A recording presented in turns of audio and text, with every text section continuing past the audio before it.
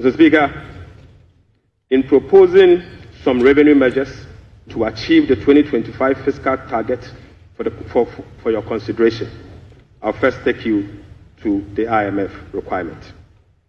Mr. Speaker, this measure is inconsistent with our commitment under the IMF-supported program to observe a non-oil tax revenue effort of 0.6% point of GDP annually as part of the measures to improve domestic revenue mobilization and achieve our debt sustainability target over the medium term. Right, Honorable Speaker, despite our commitment to increase the non-oil tax revenue by 0.6%, we have programmed the following nuisance taxes for removal in line with our manifesto promise. Mr. Speaker, we will abolish the 10% withholding tax on winning from lottery, otherwise known as the betting tax. Mr. Speaker, we will abolish the electronic transfer levy, E-Levy, of 1%.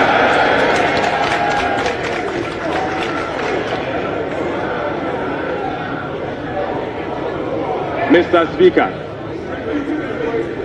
Speaker, we will abolish the 10% withholding tax on betting.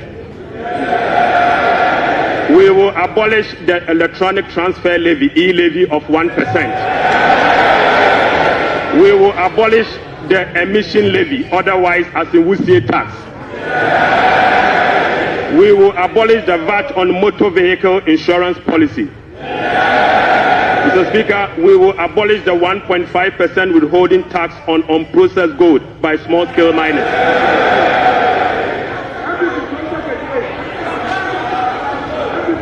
Mr. Speaker, the removal of these taxes will ease the burden on households and improve their disposable income.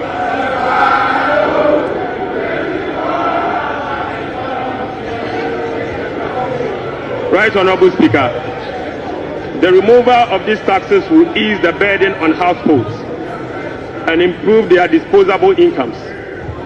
In addition, it will support business growth and improve tax compliance. Mr. Speaker, Right, Honorable Speaker, the tax refund account has been abused in recent years. In the last 8 years, a study revealed that 29.1 billion Ghana cedis had accrued to the tax refund account, with only 12.5 billion Ghana cedis, representing 43% of the total accrued amount, being used for tax refund purposes. Mr. Speaker, the study also revealed that 16.6 billion Ghana cedis, representing 57% of the total amount accumulated in the tax refund account, was misapplied. Mr. Speaker, which is a total violation of the Revenue Administration Act, Act 915, and the Public Financial Management Act. Instructively, Mr. Speaker, there were virtually no tax refund arrests over the period. Speaker, and therefore, we are reducing the current tax refund ceiling by 2 percentage points from 6% to 4% of total revenue, as defined in Section 69 of the Revenue Administration Act, Act 915. Mr. Speaker, by reducing the ceiling on the tax refund from 6% to 4%, right, Honorable Speaker, we have saved the taxpayer 3.8 billion Ghana cedis. Mr. Speaker, this amount is enough to close the revenue shortfalls from the removal of the E-Levy and the betting levy.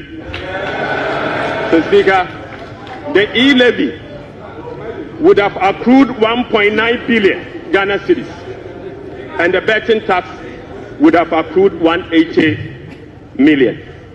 The two put together is just above 2 billion Ghana cedis. By reducing the tax refund account, it is enough to remove this tax, and the savings will be provided to take care of social interventions. Mr. Speaker, already we have saved 3.8 billion cedis for 2025 alone from one source, and this is enough to close the gap from the taxes we have removed today. Mr. Speaker, to address the concerns from well-meaning Ghanaians on how we are going to close the revenue shortfalls as a result of the removal of the selected taxes, the answer is that we have stopped the bleeding. We have stopped the bleeding. Mr. Speaker, accordingly, with this budget, we will amend the Revenue Administration Act 2016, Act 915. This measure will improve the tax revenue net of tax refund by 2%, representing 0.3% of GDP. Mr. Speaker, in line with government policy, the 2025 minimum wage recently negotiated with the National Tripartite Committee will be zero rated. This is consistent with our resolve to protect the poor and the vulnerable. Mr. Speaker, again, without increasing the levy, we will also review the Energy Sector Levies Act to consolidate the energy debt recovery, the Energy Sector Recovery Levy, and the Sanitation and Pollution Levy into one levy and use the proceeds to cater for energy sector shortfalls and service the inherited debt service obligation. Mr. Speaker, the reset has just begun.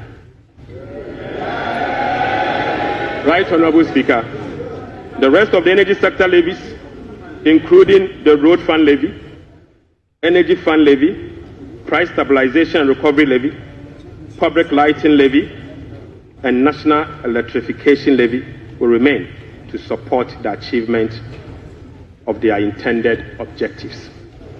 Right, Honorable Speaker, Ghana has not sufficiently capitalized on the benefits of its extractive sector to generate revenue to support development and diversification. We have failed to leverage our natural wealth by capturing its rent and channeling it towards productive infrastructure and human capital.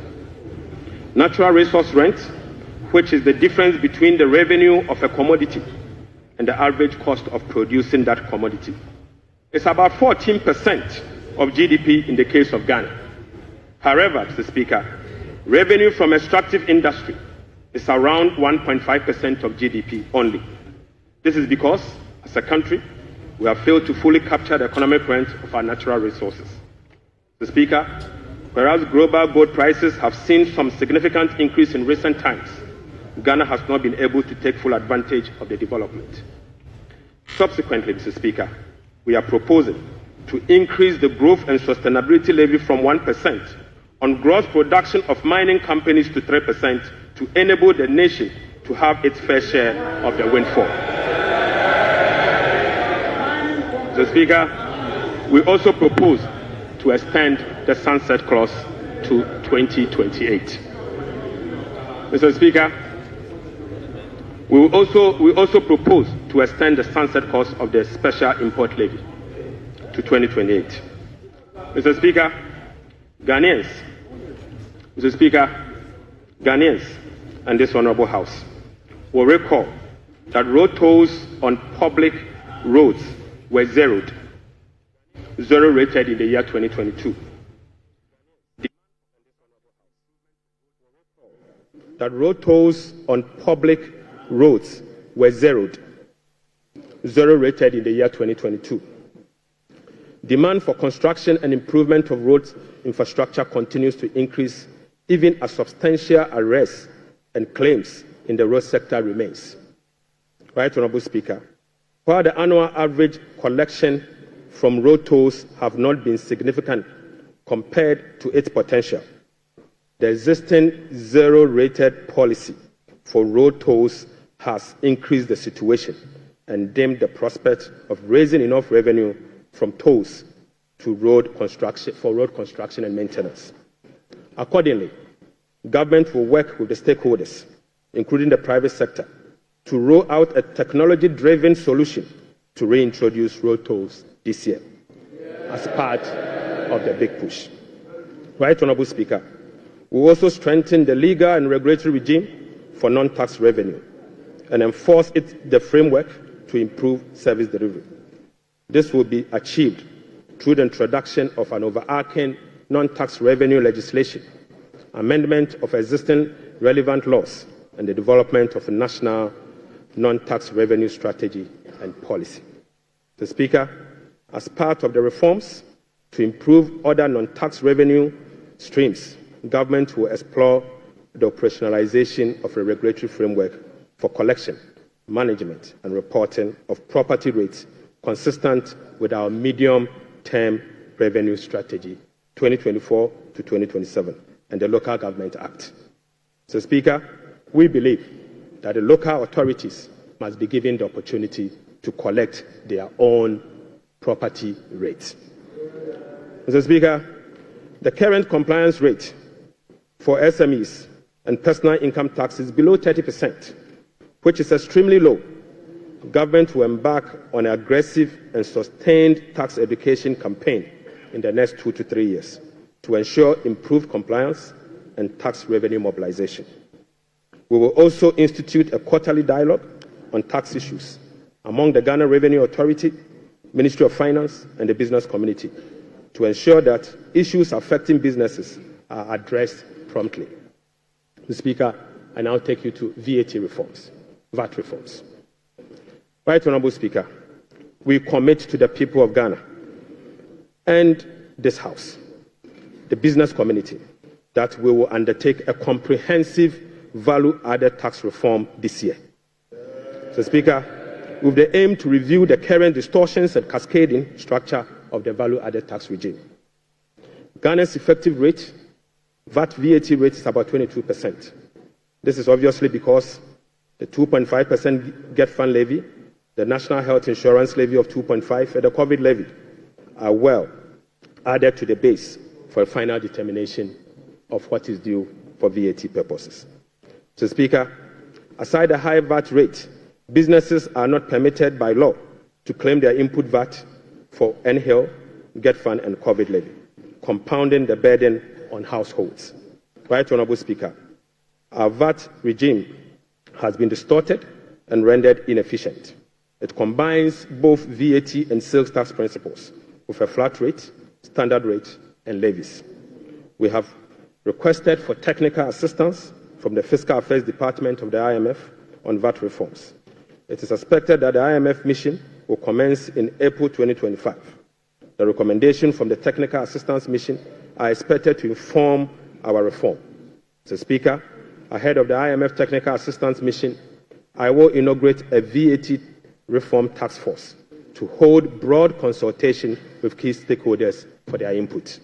Mr. Speaker, the parameters for VAT reform will be is for them to complete this year. Mr. Speaker, the parameters will include the following. 1, abolishing the COVID levy.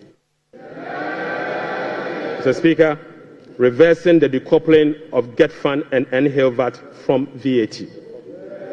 Mr. Speaker, reducing the effective VAT rate for households and businesses. Reversing the VAT flat rate regime and upwardly adjusting the VAT registration threshold to exempt micro and small businesses from the collection of VAT. Mr. Speaker, will also improve compliance through public education and awareness.